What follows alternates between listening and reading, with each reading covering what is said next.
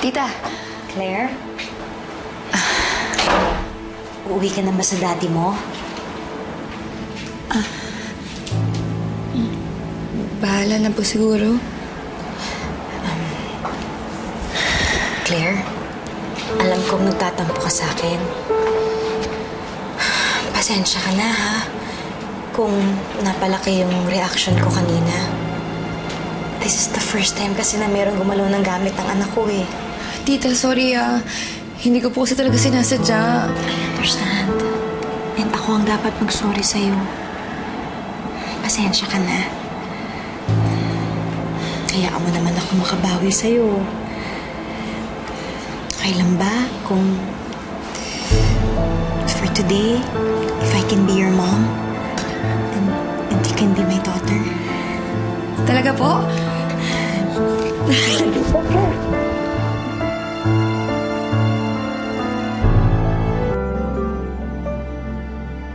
Pagay sa'yo. Halika, tingin tayo. Ay, ito, dito. Maraming damit dito. Let's go. Tita, this one. That's nice. Claire, oh. Dito, oh. Ito, try mo. Tingin na, tita. Okay, okay. Sige, mag-try ka hanap din, ako. ha? Yes. Intindihan kung bakit ka nahihiyan. Naghahangad, magkatagpo nang magbibigay kahulugan. Kailan kaya magtatapos ang aking sakit na nadarama? Paano kaya makakawala dito sa aking pagkakulong? Sumisigaw kahit di naririnig, umaasang ako'y mahahanap na rin. At ngayon, Ayan, ang ganda. Claire! Ito, oh. Ang ganda ng kulay. Oh my God, ang ganda nga, Bagay tita. sa'yo ito. Sukat mo nga. Ay, naku, tita, ang ganda-ganda ng pinili mo. Sakto. At alam mo ba, favorite ko ang pink. Talaga? Yes! Alam mo ba, paborito rin din ni Ana. Kaya nga yung kwarto niya, puro pink. Pati damit niya, pink. Pareho talaga kayong kikay. In fairness kay Ana, may fashion sense siya. Alam mo, siguro kung nandito siya ngayon, magkasundo kayong dalawa. At pareho kayong mahilig mag-shopping.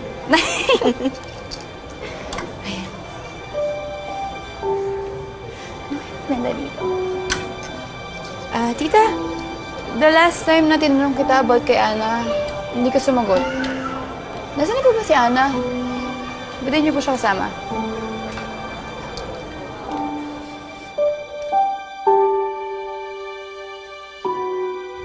Ang pinakamasayang panahon ng buhay ko ay yung mga panahon na kasama ko si Ana.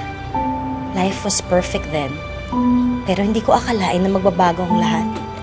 When one day, habang namamasyal sila ng daddy niya, bigla siyang naiwala at hindi na namin siya nakita.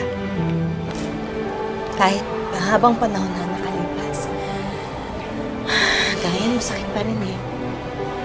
Pakiramdam ko kahit na anong gawin ko para mahanap ang anak ko, hindi ko siya makakasama ulit.